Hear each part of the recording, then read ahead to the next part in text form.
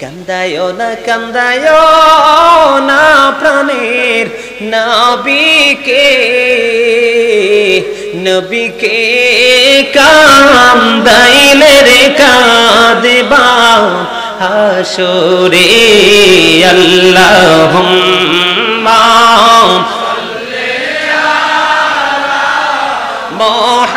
মুহাম্মাদ ওয়া আলা আলি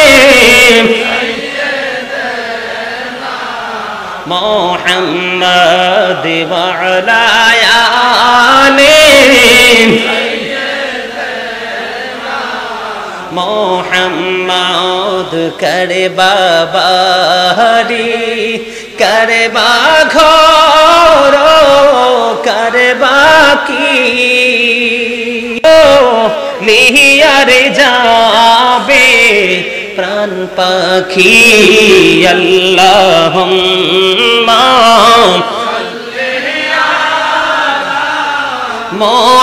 মুহাম্মাদ ওয়া আলা আলি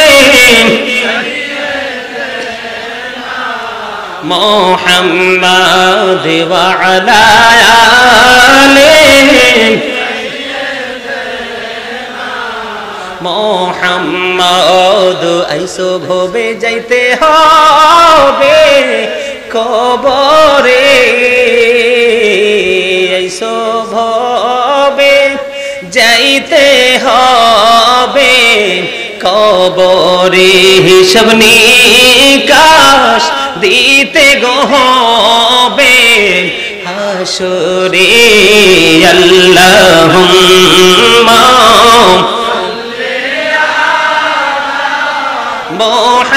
মুহাম্মাদ ওয়া আলা আলি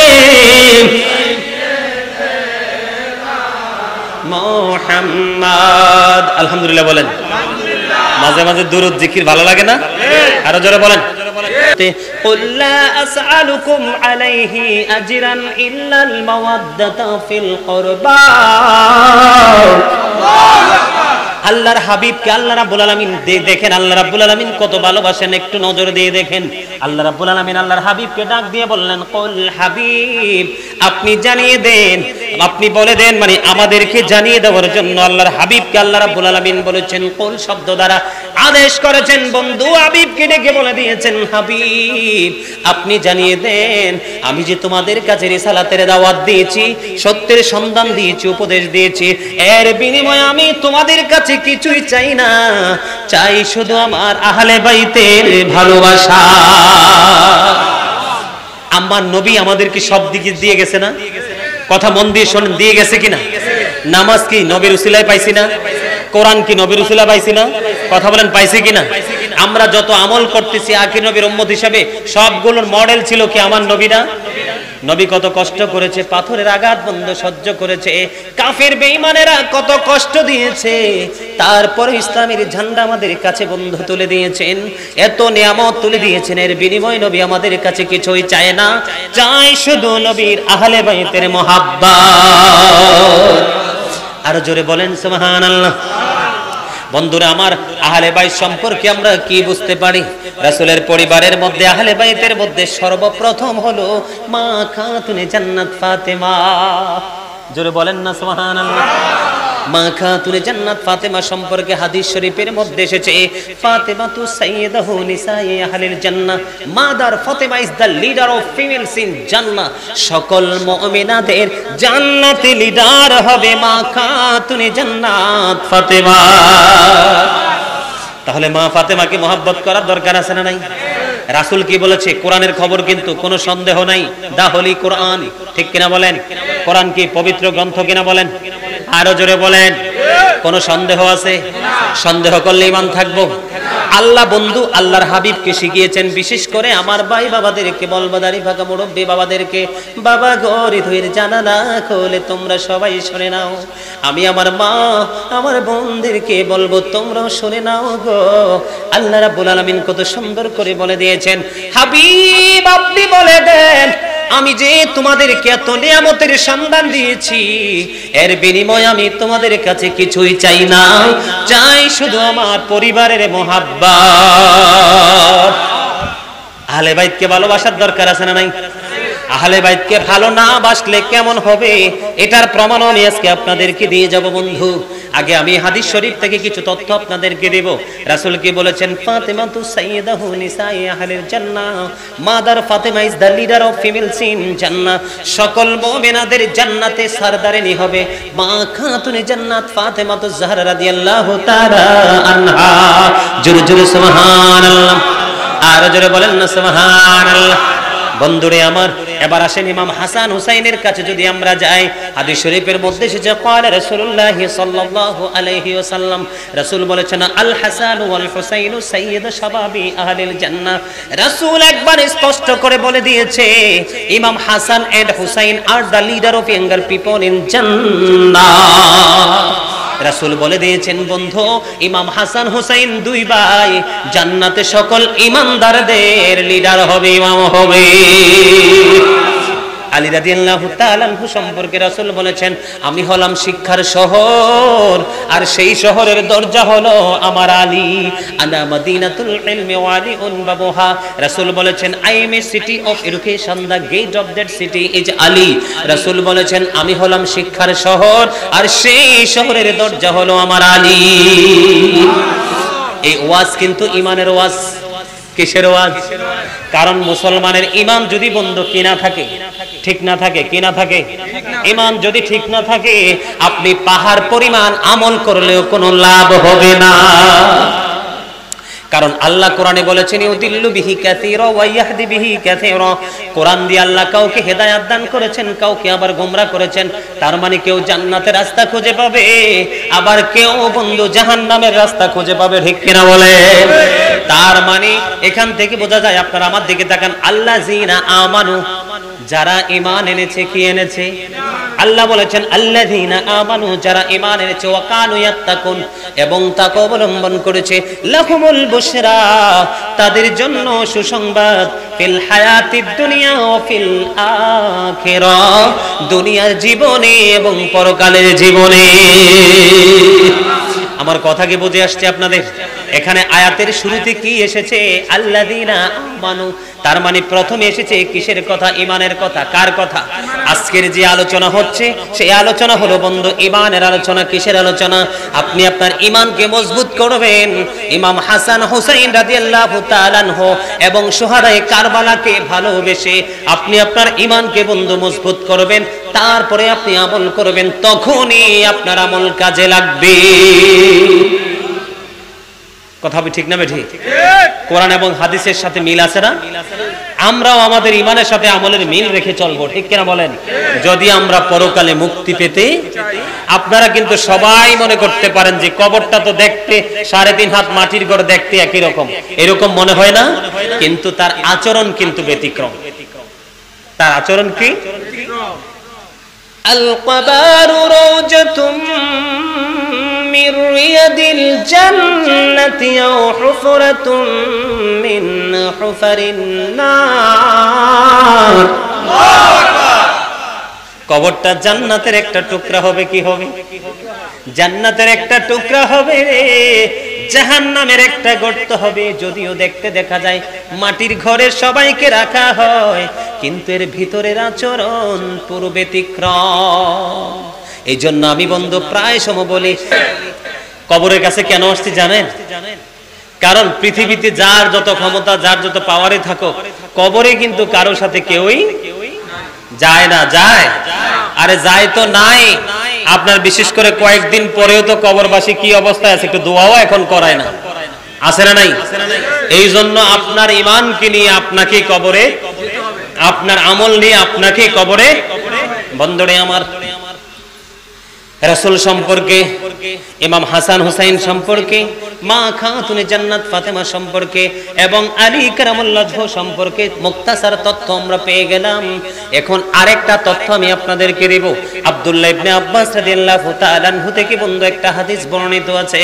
আমার নবী বলেছে, তিনি বর্ণনা করেছেন, কেউ যদি আর কাবা শরীফের রুকনে হাজরে আসওয়াদের মধ্যে অবস্থান করে এবং মাকাম ইব্রাহিমের মধ্যে যদি অবস্থান করে, ওখানে অবস্থান করেও যদি বন্ধু রোজা রাখে, নামাজ পড়ে রে, কিন্তু ইমাম হুসাইনের সাথে দুশমনি করে যদি মারা যায়, সে বিনা হিসাবে জাহান্নামে চলে যাবে। এখন আপনারা আমাকে উত্তর দেন বন্ধু, আপনার কি আগে হুসাইনের ভালোবাসা আগে নাকি নামাজ আগে? কথা বলেন না কেন? আপনারা মনে কথা বুঝেন না। কারণ আমার রাসূলকে ভালোবাসা যেমনি ফরজ, রাসূলের আহলে বাইতকে ভালোবাসাও ফরজ। এই জন্য বলছি বন্ধু, তোমার নামাজ পর্যন্ত বাতিল হয়ে যাবে যদি নবীর পরিবারের মধ্যে তুমি নেগেটিভ টাচ করো, ঠিক কিনা বলেন?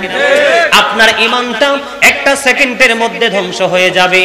ও বন্ধু, যদি আপনি আপনার ঈমানকে যদি হক্কানি আলেমদের সংস্পর্শে থেকে সঠিক তথ্যগুলো জেনে যদি ঈমানটাকে স্ট্রং রাখতে না পারেন, বেশি না একটা সেকেন্ডের মধ্যে বন্ধু ধ্বংস হয়ে যাবে। আল্লাহর হাবিব কি বলেছেন হাদিস শরীফের মধ্যে কোনো সন্দেহ আসেনি? সন্দেহ করলে ঈমান থাকবে না। হযরত মুহাম্মদ সাল্লাল্লাহু আলাইহি সাল্লাম was born in Arab country. His father's name was Abdullah, his mother's name was Amina. His father said died before he was born. He lost his mother in his childhood. He was very truthful. রাসূলের কথাকে বেঈমান কাফেররা পর্যন্ত সমর্থন করেছে। কথা কি বুঝেন নাই? আরে এই যে সেন্টেন্স, এই যে বাক্য আমি ইউজ করেছি, আপনাদেরকে শুনিয়েছি ল্যাঙ্গুয়েজ, এটা কিন্তু কোনো বন্ধ বাঙালির বক্তব্য নয়, এটা ইংলিশম্যানদের বক্তব্য। ইংলিশম্যানরা শুধু এই বক্তব্য দেয়নি, তারা আরো বলেছেন the 100 A ranking of the most influential person in the history. 100 জন প্রভাবশালীর তালিকা করা হয়েছে, এর মধ্যে সবচেয়ে প্রভাবশালী হিসাবে আমার নবীকে আখ্যায়িত করা হয়েছে। এটা কোন বন্ধু, এটা কোন সাধারণ মানুষের বক্তব্য নয়। এই ল্যাঙ্গুয়েজ হচ্ছে মাইকেল এইচ হার্ট, যিনি আমেরিকার গবেষক। জোরে জোরে বলেন না আল্লাহু আকবার। আমরা মুসলমানরা নবী চিনতে কষ্ট হয়, ঠিক না রে? ঠিক। বেঈমান, অনেক বেঈমান এখনো দেখেন নবীর মহব্বতে পড়ে ইসলামের প্রেমিক হয়ে বন্ধু মুসলমান হয়ে যাচ্ছে। কথা বলেন না কেন? আর জোরে, of all the great religious personalities of all prophet, Muhammad sallallahu alaihi wasallam was the most successful. জোরে জোরে বলেন সুবহানাল্লাহ। সকল বিশ্বের সকল নেতার মধ্যে, সকল নবী রাসূলের মধ্যে আমার নবী বন্ধু ইমামতি থেকে রাজনীতি পর্যন্ত প্রত্যেকটা জায়গায় সফল। জোরে বলেন না সুবহানাল্লাহ। সেই নবীর কথার মধ্যে কোনো সন্দেহ আছে? কথা বলেন না কেন আছে?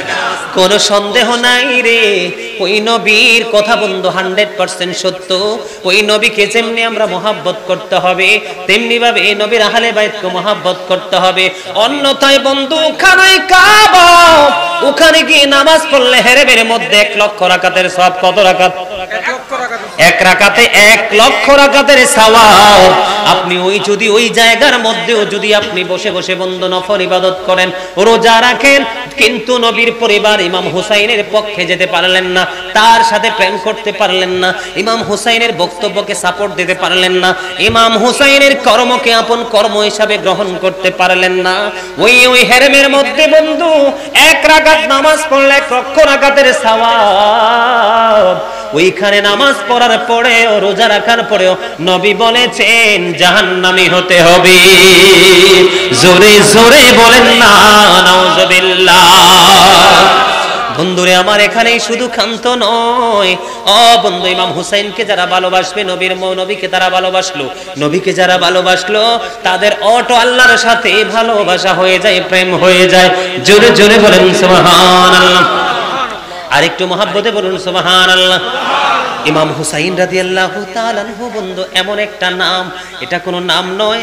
আমার কাছে মনে হয় এটা একটা কুলকিনারাহীন মহাসমুদ্র, যেখানে বন্ধু প্রবেশ করা যাবে, জীবন থাকতে আর বের হওয়া যাবে না।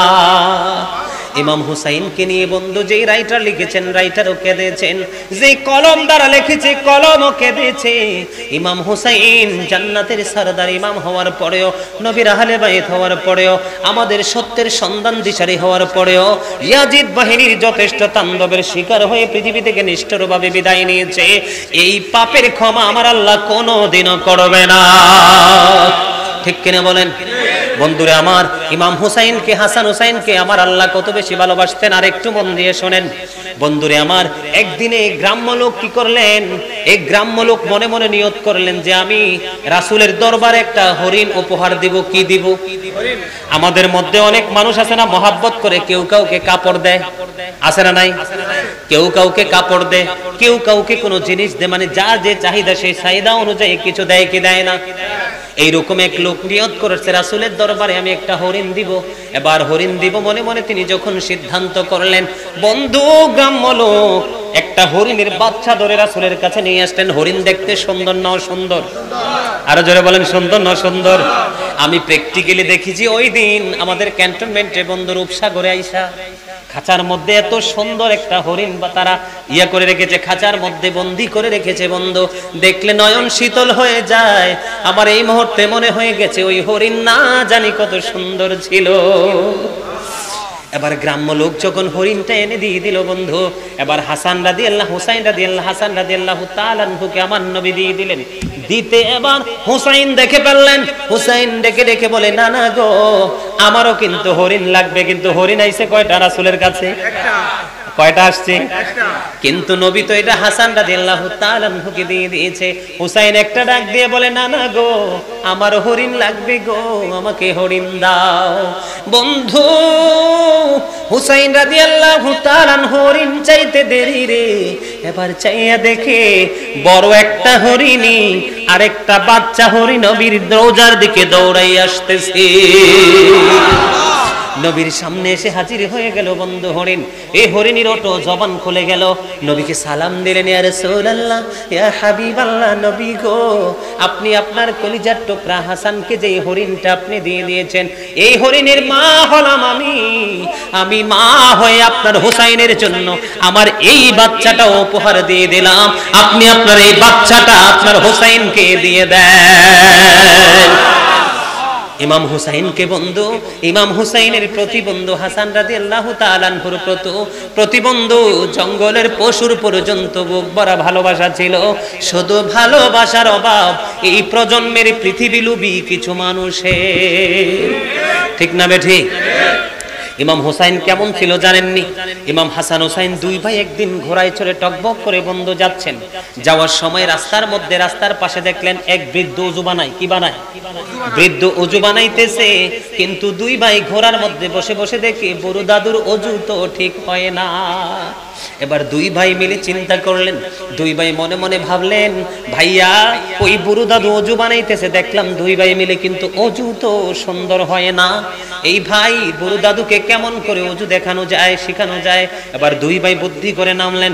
নামার পরে দাদুর কাছে গেলেন, যাইয়া সালাম দিলেন। ভালো আছেন দাদু? বললেন ভালো আছি। বাড়িতে কেমন আছে? সবাই ভালো আছে। সব কথোপকথন শেষ হলো। এবার ডাক দিয়ে বলল, দাদু আমরা দুই ভাই মিলে এখন ওযু করব, আপনি শুধু ফয়সালা দিবেন কার ওযু বেশি সুন্দর হয়। আবার দুই ভাই মিলে বন্ধু ওযু করতে গেলেন। ওযু যখন দুই ভাই মিলে করতে গেলেন, ওযু যখন কমপ্লিট হলো, এবার ওই দাদু ডেকে ডেকে বলছে, দাদু গো, আমার জীবনে কোনোদিন কোনো মানুষকে এত সুন্দর করে ওযু করতে দেখিনি। আপনাদের ওযু এত সুন্দর হয়েছে, আপনারা এত সুন্দর, কে গো, কি আপনাদের পরিচয়? এবার ওই ইমাম হাসান হুসাইন দুই ভাই উত্তর দিল, আমরা হলাম রাসূলের কলিজার টুকরা দুই নাতি। এবার এই ওযু কে শিখিয়েছে বন্ধু? এই ওযুর চাইতে সুন্দর আর কার ওযু হইতে পারে রে? যেই ওযু আমার নবী নিজে দিয়েছেন শিখিয়ে। এবার ওই বড় দাদু ফয়সালা দিলেন, দাদু গো, আমার ওযুটাই হয়নি, আপনারা দুই ভাইয়ের ওযু হয়ে গেছে সুন্দর। আরো জোরে বলেন না সুবহানাল্লাহ। বন্ধুরে আমার, কৌশলে বুড়োকে কি করলেন, ওযু শিখিয়ে দিলেন। আর আপনারা যদি ইয়াজিদের দিকে তাকান, আপনারা এই কারণে আপনাদেরকে সংক্ষিপ্ত আকারে কিছু তথ্য আমি জানিয়ে দিয়েছি। আপনারা যখন ইয়াজিদের দিকে তাকাবেন তখন আপনারা বুঝতে পারবেন ইয়াজিদ বাহিনীর চরিত্র কেমন। আর রাসূলের কলিজার টুকরা জান্নাতি ইমাম লিডার যারা হবে, লিডার যারা দুই ভাই হবে, তাদের চরিত্র কত সুন্দর। হুমা রাইহানাইয়া মিনাদ দুনিয়া, রাসূল বলেছেন ইমাম হাসান হোসেন দুই ভাই, দুনিয়ায় আমার দুইটা সুগন্ধযুক্ত ফুল। জোরে বলেন না সুবহানাল্লাহ।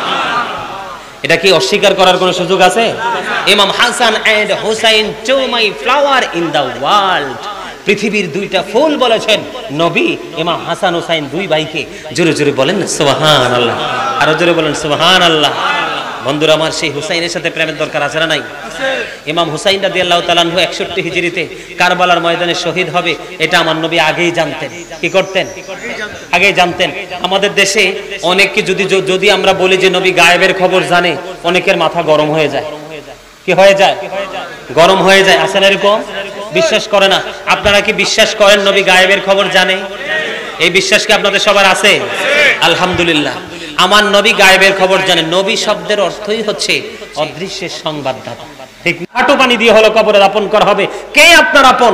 আপনি নিজে আপনার আপন হয়ে যদি কবরে যেতে পারেন তাহলেই আপনি সফল হতে পারবেন। ঠিক কি না বলেন? একটু ধৈর্য নেই, একটু সময় মাহফিলে বসবেন। একদিকে আল্লাহ রাসূলের সাথে প্রেম হবে, আর একদিকে দুরূদ, জিকির, কোরআন তেলাওয়াতের আয়াত হাদিস শুনে আমলনামা ভরপুর হয়ে যাবে, ঈমানটা মজবুত হয়ে যাবে। আপনারা হাজার চেষ্টা করলে সব চুরি নিতে পারলে ঈমান নিতে পারবে না। কথা বলেন না কেন? এই মিয়া, ছেলে সন্তান বিবি পরিবারের জন্য কত কষ্ট করতেছেন। আপনি কোরআন শরীফের 19 পারায় সূরা শুআরার 88 নম্বর আয়াত খুলে দেখেন। আল্লাহ বলেছেন ইয়াউমা লা ইয়ানফাউ মালু ওয়ালা বানুন ইল্লা মান আতাল্লাহু বিকলবিন সালিম। আছে না নাই? আপনি সব আছেন এখানে? আসেনি? আল্লাহ বলছেন ধন সম্পদ, টাকা পয়সা, সন্তান সন্ততি কিয়ামতের দিন কিচ্ছু কাজে লাগবে না, তবে যিনি সুস্থ অন্তর নিয়ে যাবে সেই ব্যতীত। আপনি আপনার সুস্থতা নিয়ে কবরে যান, আপনার কারো হেল্পের প্রয়োজন হবে না। মনে রাখতে হবে মিনহা খলাকনাকুম ওয়া ফিহা নুঈদুকুম ওয়া মিনহা